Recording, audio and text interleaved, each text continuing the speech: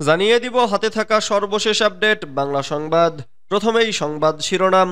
চাঁদাবাজি না করে ভিক্ষা করা উত্তম বললেন ডক্টর শফিকুর রহমান।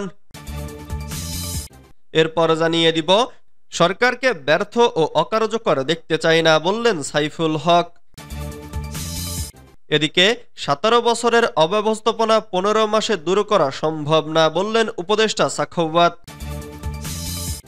আরও জানিয়ে দিব সাংবাদিক নেতারা ক্ষমতাসীনদের সঙ্গে মিলে রোজগারের চেষ্টা করেছেন বলেছেন শফিকুল আলম। সর্বশেষ জানিয়ে দিব স্ত্রীকে ধর্ষণের ভয়ঙ্কর প্রতিশোধ, যুবককে ডেকে নিয়ে হত্যা। এতক্ষণ শুনছিলেন সংবাদ শিরোনাম, এবারে বিস্তারিত। তবে অনুরোধ থাকবে ভিডিওটিতে একটি লাইক করবেন এবং কমেন্ট করে জানিয়ে দিবেন কোন জেলা থেকে আপনি আমাদের এই ভিডিওটি দেখছেন। চাঁদাবাজি না করে ভিক্ষা করা উত্তম বললেন ডক্টর শফিকুর রহমান। বাংলাদেশ জামাতে ইসলামীর আমির ডক্টর শফিকুর রহমান বলেছেন, যারা চাঁদাবাজি করেন তাদের বলছি, আল্লাহ ভিক্ষাকে হালাল করেছেন কিন্তু চাঁদাবাজিকে করেছেন হারাম। তাই চাঁদাবাজি না করে ভিক্ষা করাও উত্তম। অথবা আপনারা যদি আমাদের কাছে সহযোগিতা চান, আমরা আপনাদের সহায়তা করতে প্রস্তুত, কিন্তু আল্লাহর ওয়াস্তে চাঁদাবাজি করবেন না। শনিবার 22 ফেব্রুয়ারি বিকেল 3টায় চাঁদপুরের হাজীগঞ্জে পথসভায় প্রধান অতিথির বক্তব্যে তিনি কথা বলেন। ডক্টর শফিকুর রহমান বলেন, আগে স্থানীয় নির্বাচনগুলো সম্পন্ন করতে হবে যাতে জনগণ তাদের সেবা পেতে পারে।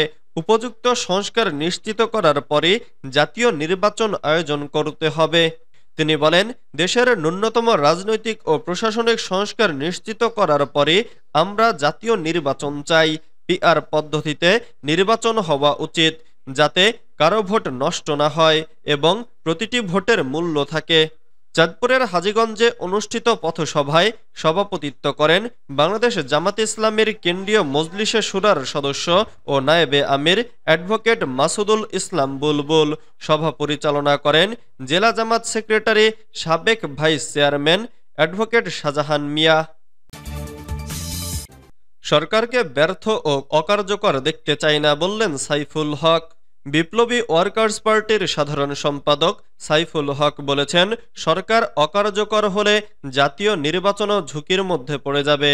জাতীয় নির্বাচনের পূর্বে স্থানীয় সরকার নির্বাচনের চিন্তা হঠকারী ও ঘোড়ার আগে গাড়ি জুড়ে দেওয়ার শামিল।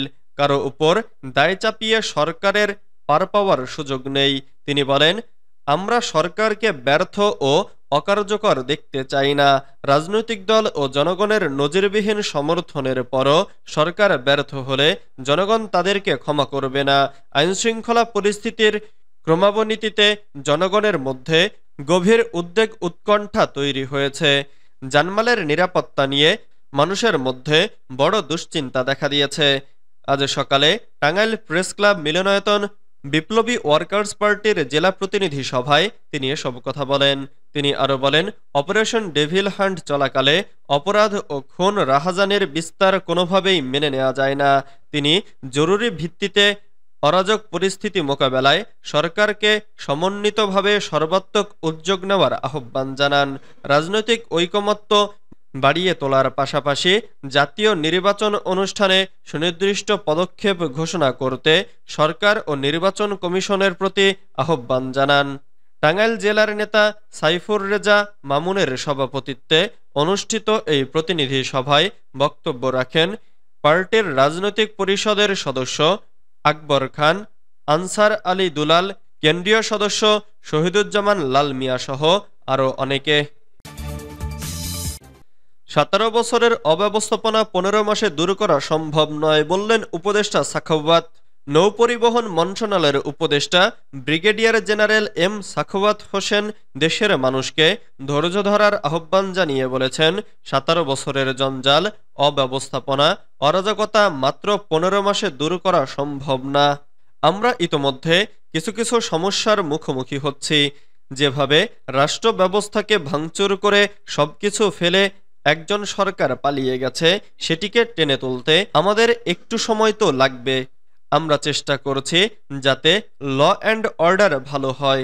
শনিবার 22 ফেব্রুয়ারি দুপুরে নোয়াখালীর হাতিয়ার নিঝুম দ্বীপে এজিআইএমএনএস শীর্ষক প্রকল্পের লাইট হাউজের কার্যক্রম পরিদর্শন শেষে সাংবাদিকদের এসব কথা বলেন তিনি। রমজানকে সামনে রেখে দ্রব্যমূল্যের সিন্ডিকেট ভেঙে দিতে সবাইকে প্রশাসনকে সহযোগিতার আহ্বান জানিয়ে এম সাখাওয়াত হোসেন বলেন, দ্রব্যমূল্য বর্তমানে অনেক নিয়ন্ত্রণে। রমজানে প্রচুর খেজুর, বুট, ছোলা বিভিন্ন দেশ থেকে আসছে। আমাদের দেশের ব্যবসায়ীরা রমজান আসলে মনে করে এটা হরিলুটের জায়গা। তারা এ সময়ে একটা সিন্ডিকেট তৈরি করে। তিনি আরো বলেন, আমরা কঠোর অবস্থানে আছি। প্রশাসনকে নির্দেশনা দেওয়া আছে তারা যেন বাজার সিন্ডিকেট ভেঙে দেয়। এ বিষয়ে আপনারা সাধারণ মানুষ প্রশাসনকে সহযোগিতা করবেন। সাংবাদিক নেতারা ক্ষমতাসীনদের সঙ্গে মিশে রোজগারের চেষ্টা করেছেন বলেছেন শফিকুল আলম। সাংবাদিক নেতারা ক্ষমতাসীনদের সঙ্গে মিলে আয় রোজগারের চেষ্টা করেছেন বলে মন্তব্য করে প্রধান উপদেষ্টার প্রেস সচিব শফিকুল আলম বলেছেন, অনেকে সাংবাদিকদের নেতা হয়েছেন, কিন্তু তারা সাংবাদিকদের কল্যাণে কতটা কাজ করেছেন তা জাতি দেখছে। শনিবার 22 ফেব্রুয়ারি দুপুরে রাজধানীর জাতীয় প্রেস ক্লাবে প্রখ্যাত সাংবাদিক মরহুম মাহফুজ উল্লাহর মরণোত্তর 21শে পদক প্রাপ্তির অনুষ্ঠান ও আলোচনা সভায় তিনি এ মন্তব্য করেন। শফিকুল আলম বলেন, মাহফুজ উল্লাহ বাংলাদেশের সাংবাদিকতায় অনন্য।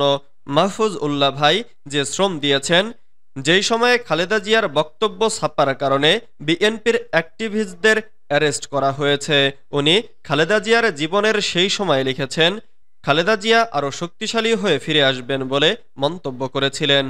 তার সেই দূরদর্শিতা ছিল, তবে তিনি সেটা দেখে যেতে পারেননি। তিনি আরও বলেন, বাংলাদেশে আমরা ফলস হিরোদের ওয়ার্কশপ করি, ফলস হিরো খুঁজি। প্রকৃতপক্ষে মাহফুজ উল্লাহ ভাইয়েরা হিরো। ওনাদের লেখা আমাদের সারা জীবন পথ নির্দেশনা দিবে। তার বিচিত্রা লেখা, ওনার সাংবাদিকতার লেখা এবং তার টকশোতে আমরা যা এখন পাই, যে কোনো ইয়াং সাংবাদিকদের জন্য নির্দেশক। বাংলাদেশে আরও অনেক মাহফুজুল্লাহ দরকার। স্ত্রীকে ধর্ষণের ভয়ঙ্কর প্রতিশোধ, যুবককে ডেকে নিয়ে হত্যা। নেত্রকোনার কলমাকান্দায় রাজীব তালুকদার নামে এক যুবকের ক্ষতবিক্ষত লাশ উদ্ধার করেছে পুলিশ। তার শরীরে অসংখ্য ছুরিকাঘাতের চিহ্ন রয়েছে। শুক্রবার 21শে ফেব্রুয়ারি সকালে উপজেলার বড়খাপন ইউনিয়নের গোবিন্দপুর গ্রামে একটি মাটির রাস্তার পাশ থেকে তার লাশ উদ্ধার করা হয়।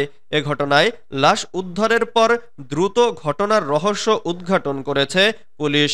আটক করা হয় অভিযুক্ত দীপ ভৌমিক নামে এক যুবককে। পুলিশ জানায়, স্ত্রীকে ধর্ষণ করার প্রতিশোধ নিতেই রাজীবকে হত্যা করে দীপ ভৌমিক। আটকের পর জিজ্ঞাসাবাদে এমনটাই জানিয়েছে দীপ। পরে তার দেওয়া তথ্যে হত্যায় ব্যবহৃত ছুরি উদ্ধার করা হয়। নিহত রাজীব উপজেলার ইউপি বড়খাপন ইউনিয়নের বাউসারি গ্রামের রামকৃষ্ণ তালুকদারের ছেলে। তার পরিবারের লোকজন জানান, বৃহস্পতিবার রাতে একটি ফোন কলে বাড়ি থেকে বের হয়ে যায় রাজীব। পরে শুক্রবার সকালে গোবিন্দপুর গ্রামের একটি মাটির রাস্তার পাশে তার ক্ষতবিক্ষত লাশ দেখতে পান এলাকাবাসী।